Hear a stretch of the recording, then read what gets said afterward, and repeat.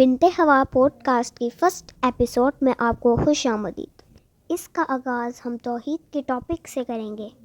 Studio میں موجود اپنے مہمان سے میرا پہلا سوال ہے، توحید سے کیا مراد ہے اور توحید ہے کیا؟ جی بہت شکریہ۔ جہاں تک آپ کے اس سوال کا تعلق ہے توحید کے بارے میں، تو توحید جو ہے یہ بیسیکلی دین اسلام کی روح ہے۔ توحید کے بارے میں ہر مسلمان کو کلیئر ہونا بہت ضروری ہے، اس کو توحید کے بارے میں مکمل علم ہونا ضروری ہے اس کے لیے۔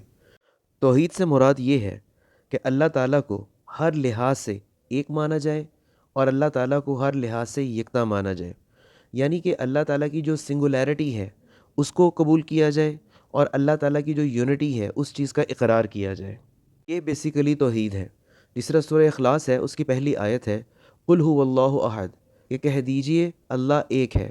تو وہ جو اللہ ایک ہے، وہ جو اللہ تعالیٰ اپنی وحدانیت کا ذکر کرتا ہے، وہ ہر لحاظ سے اللہ تعالیٰ اپنی وحدانیت کا، اپنی سنگولیرٹی کا اور اپنی یونٹی کا ذکر کرتا ہے۔ آپ کی ہر لحاظ سے کیا مراد ہے؟ جو میں نے کہا ہے نا کہ ہر لحاظ سے اللہ تعالیٰ کو ایک ماننا، تو اس کے حوالے سے نا 4 بڑے امپورٹنٹ پہلو ہیں اللہ کے حوالے سے۔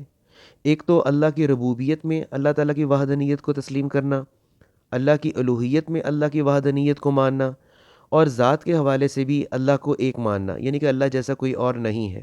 اسی طرح صفات میں بھی اللہ کی سنگولیرٹی اور اللہ کی یونٹی کو قبول کرنا، یعنی کہ اس چیز کا اقرار کرنا کہ اللہ کی ربوبیت، اللہ کی الوہیت، اللہ کی ذات اور اللہ کی صفات میں نہ کوئی اللہ کے جیسا کوئی اور ہے اور نہ ہی اس کی کوئی کسی بھی قسم کی مثل جو ہے وہ دنیا میں موجود ہے۔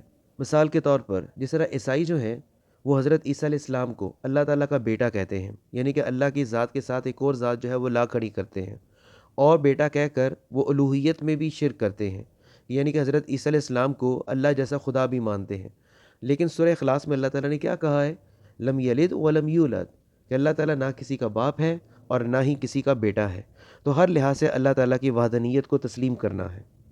اب یہ بتائیں، کیا اللہ کا انسان پر کوئی حق ہے؟ جی، اس حوالے سے میں ایک حدیث آپ سے شیئر کرتا ہوں۔ معاذ بن جبل رضی اللہ تعالیٰ عنہ کہتے ہیں کہ میں ایک دن نبی اکرم کے ساتھ گدھے پر سوار تھا۔ آپ نے مجھ سے فرمایا، معاذ تمہیں معلوم ہے کہ اللہ کا بندوں پر کیا حق ہے اور بندوں کا اللہ پر کیا حق ہے؟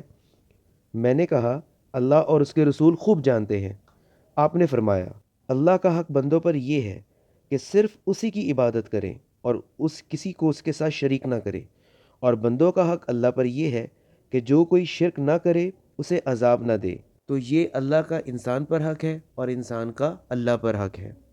سبحان اللہ۔ آپ سے آخری سوال، توحید قبول کرنے کا کیا فائدہ ہے؟ توحید کے بغیر ایک مسلمان کا ایمان بالکل بے معنی ہے۔ جو شخص سچے دل سے لا الہ الا اللہ کہہ دیتا ہے اور اپنے ایمان میں شرک کی ملاوٹ نہیں کرتا، تو اللہ تعالیٰ جو ہے نا اس پر دوزخ کی آگ حرام کر دیتا ہے اور اس کا مقام جو ہے نا وہ جنت میں رکھتا ہے۔ اس حوالے سے میں آپ سے ایک حدیث شیئر کرتا ہوں کہ اللہ نے جہنم کی آگ ہر اس شخص پر حرام کر دی ہے جس نے اللہ کی رضامندی کے حصول کے لیے لا الہ الا اللہ کہا۔ لیکن یہاں ایک بہت اہم بات جو ہمیں اپنی آڈینس کو بتانی چاہیے کہ صرف لا الہ الا اللہ کہہ دینا اور پھر اس کے مطابق عمل نہ کرنا، یہ چیز جو ہے یہ کبھی بھی شفاعت کا سبب نہیں بنے گی۔ اگر ہم لا الہ الا اللہ کہتے ہیں تو ہمیں پتہ ہونا چاہیے کہ ہمیں کس قسم کے الہ کی نفی کرنی ہے اور اللہ کی وحدانیت سے کیا مراد ہے۔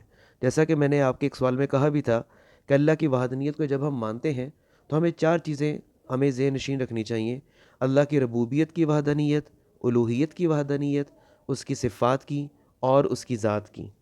آپ کا بہت شکریہ۔ جزاک اللہ۔ مزید ویڈیوز کے لیے ہمارے چینل کو سبسکرائب کریں۔